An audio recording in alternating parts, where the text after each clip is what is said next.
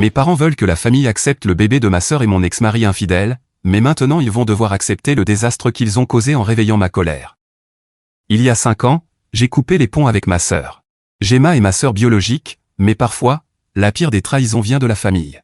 Elle avait une liaison avec mon mari, et ils l'ont fait sans aucune honte, sous mon propre toit. À l'époque, je voyageais beaucoup pour le travail, donc je n'étais pas souvent à la maison. Mes parents vivent dans l'Idaho, et moi, j'ai déménagé ici après mes études pour le travail. Comme j'étais déjà bien installé dans une grande ville, mes parents ont envoyé Gemma vivre chez moi pour qu'elle puisse faire ses études. Elle a 11 ans de moins que moi, et 12 de moins que mon ex-mari. Donc honnêtement, je pensais qu'ils la verraient comme moi je la voyais, comme une enfant, mais j'avais clairement tort, car un jour, en rentrant à la maison par surprise après un voyage, je les ai pris sur le fait. Ou peut-être qu'ils la voyaient bien comme une enfant, ce qui est encore plus dégoûtant. Mais la seule chose positive, c'est qu'il n'est plus mon mari. Je lui donnais même de l'argent de temps en temps, quand elle n'avait plus rien de ce que nos parents lui envoyaient. Clairement, je l'ai beaucoup soutenue, et elle n'a pas seulement mordu la main qui la nourrissait, elle l'a dévorée, recrachée. Donc oui, c'est une blessure encore vive, et elle mettra longtemps à guérir. Et ce qui s'est passé avec mon ex-mari est une histoire à part entière.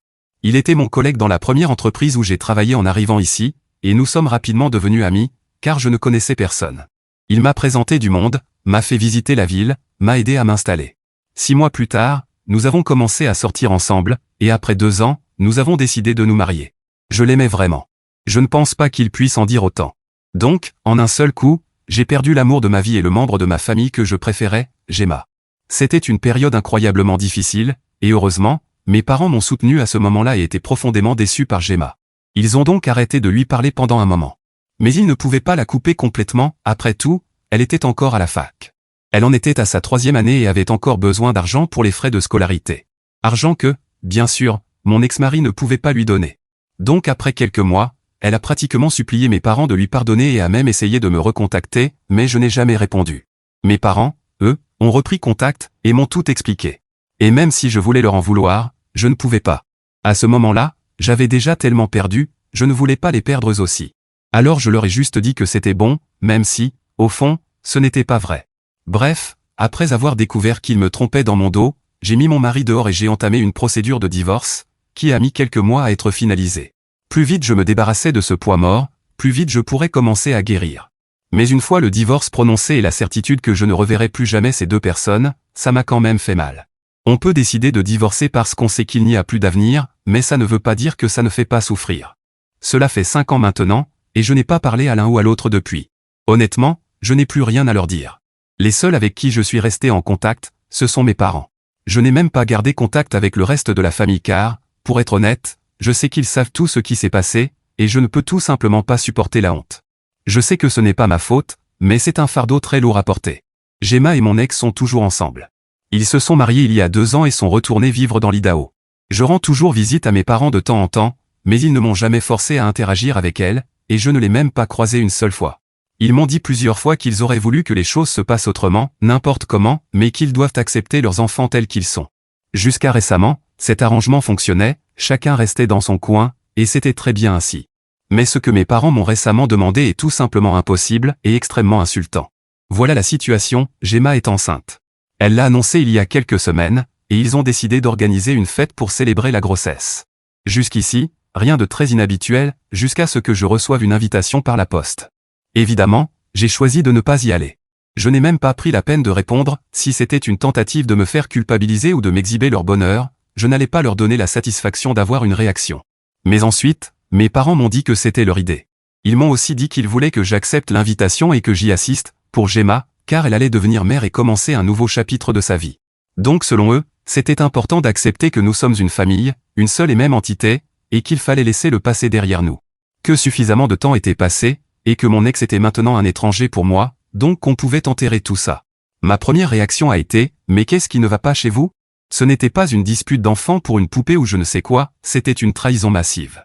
Gemma et mon ex ont détruit ma vie à l'époque, et je ne leur pardonnerai jamais. Pour moi, ils sont morts.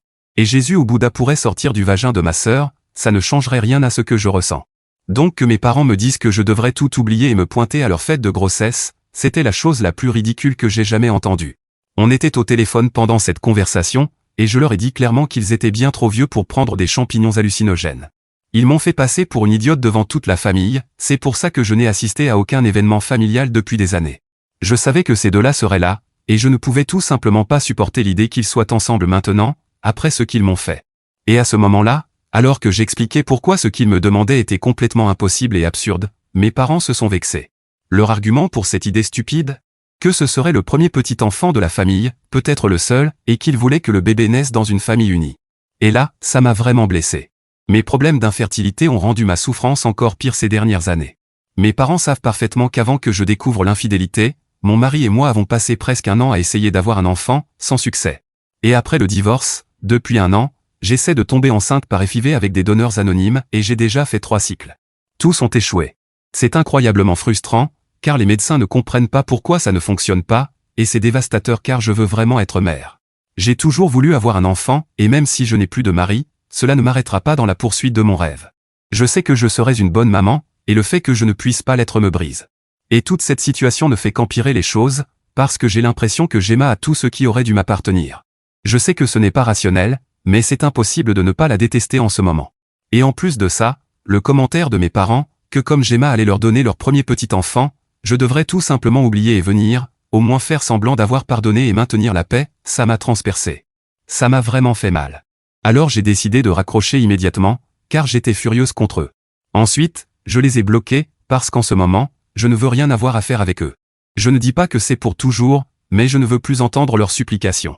Mais comme ça ne m'a pas apporté la paix que j'espérais, j'ai décidé de contacter mon ex, des années après tout ce qui s'est passé. Je l'ai enfin débloqué sur les réseaux sociaux, car je n'étais même pas sûr d'avoir encore son numéro. J'ai écrit un message à mon ex-mari. Je lui ai dit que j'espérais qu'il était au moins heureux maintenant, après avoir détruit ma vie. Que lui et Gemma avaient tout ce qui était censé m'appartenir, et que tout le monde les célébrait comme s'ils en valaient vraiment la peine. Je lui ai dit que je les détestais tous les deux, et que j'espérais qu'ils ressentiraient chaque once de la souffrance que j'ai endurée ces 5 dernières années. Et puis, sans trop réfléchir, j'ai envoyé le message. Mais maintenant, je le regrette. Parce qu'ils vont avoir un bébé. Et peu importe ce qui s'est passé, je ne veux pas être le genre de personne qui souhaite du mal à un bébé. Parce qu'on va être honnête, ce bébé n'a rien fait de mal. Et je ne vais pas mentir, je me sens vraiment mal par rapport à ce que j'ai dit, car je pense que c'était complètement inutile. Après toutes ces années, j'aurais dû lâcher prise. Et même après ce que mes parents m'ont dit, je n'aurais pas dû diriger ma colère et ma frustration contre lui, parce qu'évidemment, il s'en fiche et ça n'en vaut pas la peine. Mais plus que tout, j'ai l'impression que ce que j'ai dit donne l'impression que je souhaite du mal au bébé, et ça, je ne peux pas le reprendre. Je me sens donc très coupable et je pense que je devrais peut-être m'excuser. Cela fait maintenant 48 heures que j'ai envoyé le message, et je sais qu'il l'a vu, mais bien sûr, il n'a pas répondu. Donc j'ai encore l'opportunité de réparer les choses et de m'excuser, mais je ne sais pas si je devrais. Parce qu'après tout ce qui s'est passé, ce serait vraiment étrange de m'excuser auprès de lui. Suis-je la méchante pour avoir dit à mon ex-mari et à ma sœur que j'espérais qu'ils soient misérables alors qu'ils attendent un enfant? Édition, je ne l'ai pas mentionné dans le message initial parce que je ne pensais pas que c'était pertinent, mais je comprends maintenant pourquoi certains pensent que j'aurais dû le dire. Donc, pour clarifier, ma sœur avait 18 ans quand elle a quitté la maison. Légalement, elle était déjà adulte. J'avais 29 ans à l'époque, et mon mari en avait 32. Je pense que leur liaison a commencé quand elle avait environ 19 ans. Donc oui, c'était assez dérangeant. Mais malheureusement, ce n'était pas illégal. Sinon, je l'aurais signalé sans hésiter. Mais elle n'était pas mineure, donc je ne pouvais pas faire grand-chose. Elle a maintenant presque 25 ans, elle en avait 20 quand j'ai découvert la liaison, et mon ex-mari approche des 40 ans. Alors maintenant, plus personne ne trouve ça bizarre ou répugnant. Mais n'oublions pas comment tout cela a commencé. Mise à jour 1. Merci beaucoup pour tous vos commentaires et conseils, j'ai tout lu. Certaines personnes m'ont conseillé de consulter un thérapeute, et oui, j'ai aussi lu cela. Ça me ferait certainement du bien, je ne vais pas le nier. D'autres ont aussi dit que ma colère envers eux est justifiée, vu tout ce qu'ils m'ont fait. Je suis d'accord avec les deux points de vue, mais vivre avec du ressentiment est la pire chose qu'on puisse faire. C'est comme être piégé dans une prison construite par ses propres pensées, incapable d'avancer. C'est pourquoi je pense que la thérapie serait peut-être la meilleure chose à faire. Mais passons à la mise à jour. 3 jours après avoir envoyé ce message, j'ai décidé de ne pas m'excuser. Parce qu'au fond de moi, je sais ce que je voulais vraiment dire.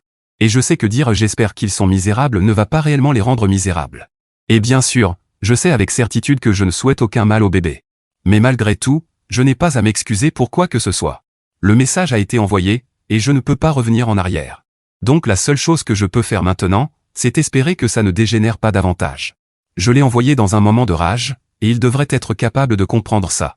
S'ils en parlent à mes parents, Ils sauront exactement pourquoi je l'ai fait, car je l'ai envoyé le jour même où j'ai eu cette dernière dispute avec eux. Et même s'ils interprètent mal le message, même s'ils pensent que je suis juste mesquine sans raison, ça ne change rien. Je me fiche de ce qu'ils pensent de moi.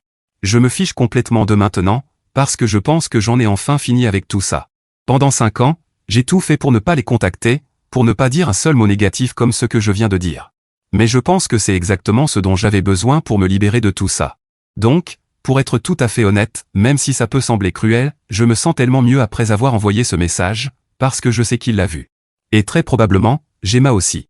Et maintenant, ils savent que je les déteste. Je ne pense pas qu'il faille être un génie pour le deviner, mais maintenant, il n'y a plus de doute. Je pense que c'est ça dont j'avais besoin. J'avais juste besoin d'être un peu mesquine, juste une fois, pour vraiment vider mon sac. Et maintenant que c'est fait, je ne sais même plus pourquoi j'étais aussi bouleversée au départ. Je me sens tellement plus légère. Je me sens libérée. Et malgré ce qu'ils m'ont fait, je suis restée digne pendant 5 ans, jusqu'à ce qu'ils essaient de me ramener dans leur vie. C'est là que j'ai craqué. Je pense que c'est valable, et je pense que c'est justifié. Mise à jour 2. Pour vous donner un peu de contexte, ça fait une semaine que j'ai posté ici. Comme je l'ai dit, je ne me suis pas excusé auprès de mon ex. Je pensais qu'à ce stade, tout le monde serait furieux à cause du message que j'ai envoyé, je pensais que mon ex l'aurait montré à Gemma, et qu'elle l'aurait dit à mes parents. Et même si je les ai bloqués, je m'attendais à ce qu'ils essaient de me joindre par tous les moyens pour me demander de m'excuser. C'est ce qui me semblait logique, et j'étais prête mentalement à affronter ça. Mais je n'étais pas du tout préparée à ce qui est en train de se passer. Ça m'a complètement prise au dépourvu, car je n'aurais jamais imaginé que mon ex-mari essaierait de me contacter. Et encore moins de cette façon-là. Je l'ai rebloqué il y a quelques jours pour mettre un point final à cette histoire et passer à autre chose. Mais depuis 2 jours, il essaie de m'envoyer des messages depuis un autre numéro. J'allais aussi bloquer celui-là, mais honnêtement, la curiosité a été plus forte, je voulais vraiment savoir ce qu'il avait à dire. Cependant, jusqu'ici, il n'a rien dit de concret. Il se contente de m'envoyer des messages disant qu'il a besoin de me parler, qu'il a lu le message et qu'il pense qu'on devrait se parler au téléphone ou se voir en personne pour régler les choses. Je n'ai aucune idée de ce qu'il imagine, car clairement, il n'y a rien à régler entre nous. Nous n'avons plus rien à faire l'un avec l'autre. Je ne comprends donc pas pourquoi il fait ça. Je suis dans une position très étrange en ce moment. Je ne sais pas quoi faire. Je ne sais même pas quelles sont ses intentions. Et surtout, je commence à suspecter qu'il n'a pas parlé du message à Gemma ou à mes parents, car tout est resté très calme de ce côté-là. Et vu que rien ne s'est produit, je pense qu'il a gardé le message pour lui, ce qui, à mon avis, rend tout cela encore plus bizarre. Honnêtement, je ne sais plus quoi penser. Si quelqu'un a un conseil à me donner, je suis preneuse. Je ne dirais pas que je panique, mais je sais que quelque chose de louche se passe. Mise à jour 3. Il y a 4 jours, j'ai posté ici à propos du comportement étrange de mon ex-mari. J'étais curieuse pendant un moment, mais comme tout le monde dans les commentaires me l'a dit, je devais le bloquer, et c'est ce que j'ai fait. En fait, je l'avais déjà prévu, car j'en avais parlé à quelques amis et ils m'ont dit que ce n'était pas bon signe. Donc au lieu de laisser la curiosité prendre le dessus, je devais couper ça à la racine. Il y a 2 jours, je l'ai bloqué et j'ai décidé que c'était le moment de passer à autre chose et de tout laisser derrière moi. Je peux vivre avec la curiosité. Mais ce matin, j'ai eu le plus grand choc que j'ai eu depuis 5 ans. Je pense que c'était encore plus choquant que de découvrir que Gemma et mon ex avaient une liaison. Mon ex-mari s'est présenté à ma porte ce matin, et je n'avais littéralement aucune idée de quoi dire ou faire. Parlons de surprise, celle-là, je ne l'aurais pas imaginée en 1 million d'années. Et elle m'a encore plus prise de court parce que j'ai ouvert la porte, et il était là, debout devant moi. Si j'avais piégé ma porte avec un clown effrayant prêt à tomber dès que je l'ouvrais, ça m'aurait moins choqué. Et je crois que ma réaction l'a surpris lui aussi.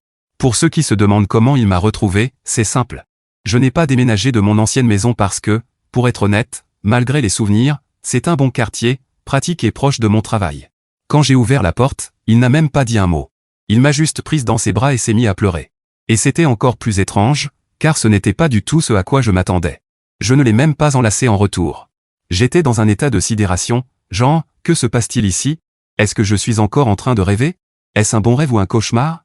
Je ne pouvais même pas traiter l'information jusqu'à ce qu'il me lâche, s'installe sur le canapé et commence à parler. Parce que oui, il a profité de ma confusion pour entrer dans la maison comme s'il y vivait encore. Ça m'a sorti de ma transe, et je lui ai dit de partir. Mais il a dit qu'il avait voyagé de loin, qu'il avait besoin de me parler, blablabla. Voilà ce qu'il m'a dit.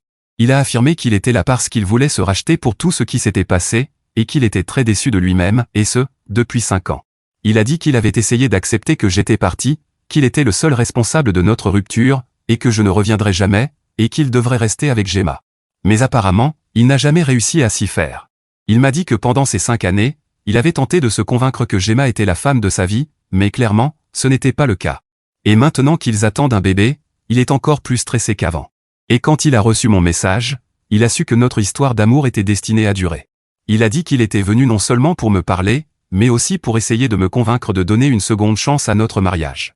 Et ça m'a paru très étrange, car le contenu de ce message n'était pas exactement du genre à faire penser que je voulais me remettre avec lui, loin de là. Je lui avais littéralement dit qu'il était une ordure, que je ne lui pardonnerais jamais, et que je ne lui souhaitais que le malheur. Mais lui, il a interprété ça comme si j'avais dit « Je t'aime, je ne peux pas vivre sans toi, prends un avion et viens t'excuser pour que je te reprenne, même si tu attends un bébé avec ma sœur. » Et croyez-moi, je suis retourné lire ce que j'avais envoyé, au cas où j'aurais été dans un état second et écrit autre chose. Mais non, ça disait bien que je le détestais et que je lui souhaitais l'enfer le plus brûlant possible. Donc, le fait qu'il se soit pointé chez moi en pensant que j'allais le reprendre, qu'il croyait que ça allait marcher, c'est juste absurde. J'ai compris très vite ce qui se passait. J'ai su qu'il était là uniquement parce qu'il avait peur de ce bébé. Même à 40 ans, il n'est tout simplement pas prêt.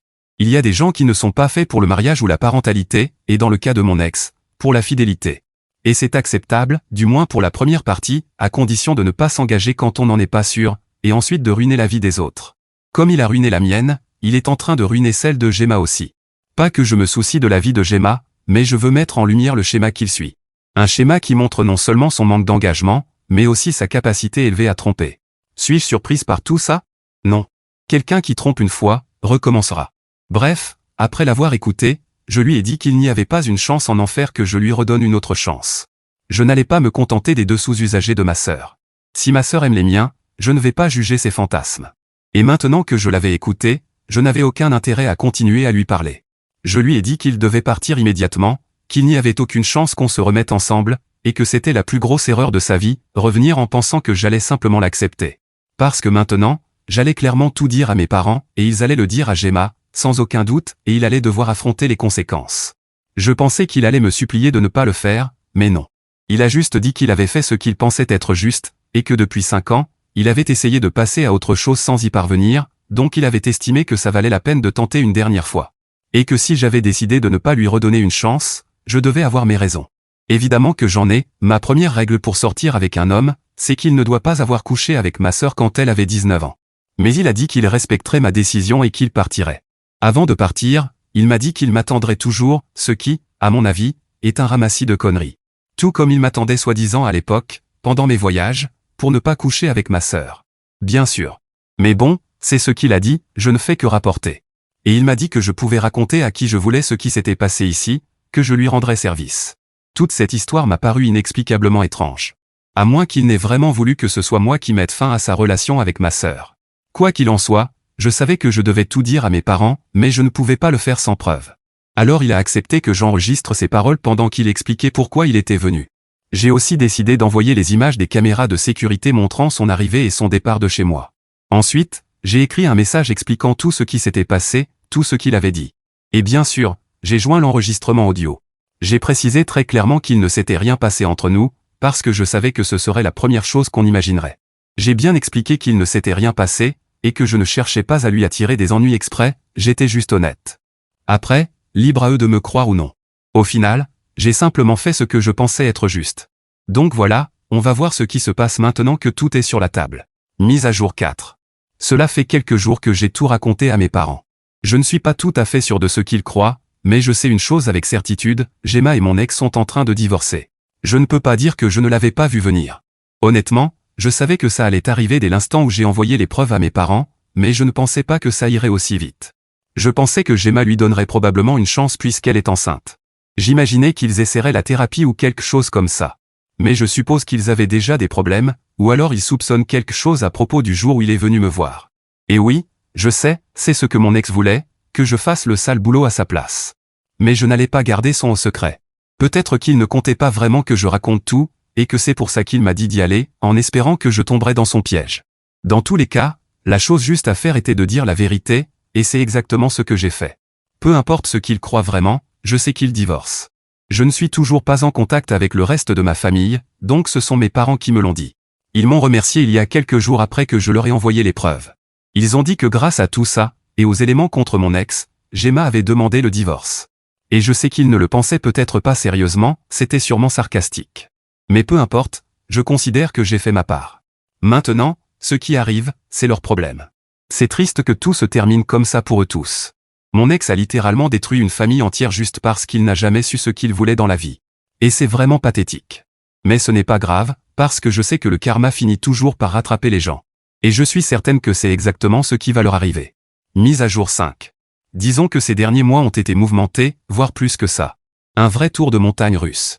Certaines choses ont été positives, d'autres beaucoup moins, mais c'est la vie. Tout d'abord, je suis en thérapie, et ça m'a énormément aidé. J'ai trouvé une thérapeute formidable qui m'a soutenu plus que je ne l'aurais imaginé. Elle m'a même encouragé à reconsidérer la FIV. Je n'ai pas encore recommencé, mais elle pense que tout le stress que j'ai traversé, et que je n'ai jamais vraiment évacué, a pu jouer contre moi. Donc son aide ne m'a pas seulement soulagé émotionnellement, elle m'a aussi ouvert la porte à une nouvelle tentative. Il s'avère qu'il y avait des choses que j'ignorais sur la relation entre mon ex-mari et ma sœur. L'une des choses qui se sont produites, c'est que mon ex soupçonnait que le bébé n'était peut-être pas le sien. Donc, une fois que le bébé est né, il a exigé un test de paternité. Le test est revenu positif, donc maintenant, il est légalement tenu de verser une pension alimentaire. Mais rien que le fait qu'il ait demandé un test a provoqué une crise de nerfs chez ma sœur, et elle a fini par avouer qu'elle l'avait trompé. Son excuse? Qu'elle était jeune, qu'elle ne ressentait pas de réelle connexion avec mon ex, mais qu'elle en avait ressenti une avec son supposé amant, qui est plus proche de son âge. Mes parents l'ont appris et m'ont appelé, puisque je ne les avais pas rebloqués, pour se plaindre d'elle. Ils disaient qu'ils n'arrivaient pas à croire qu'elle ait encore trompé quelqu'un, qu'ils n'auraient jamais dû lui pardonner, qu'ils étaient extrêmement déçus, et ainsi de suite.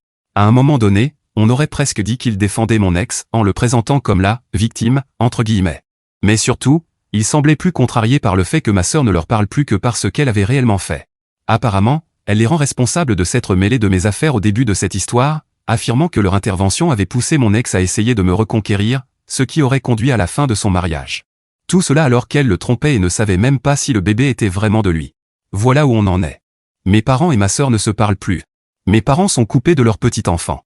Ma sœur se retrouve seule avec un nouveau-né, en plein divorce, recevant une pension insuffisante, et cherchant un emploi. Et mon ex paie maintenant pour un enfant qui est bien le sien, à une épouse qui l'a trompé.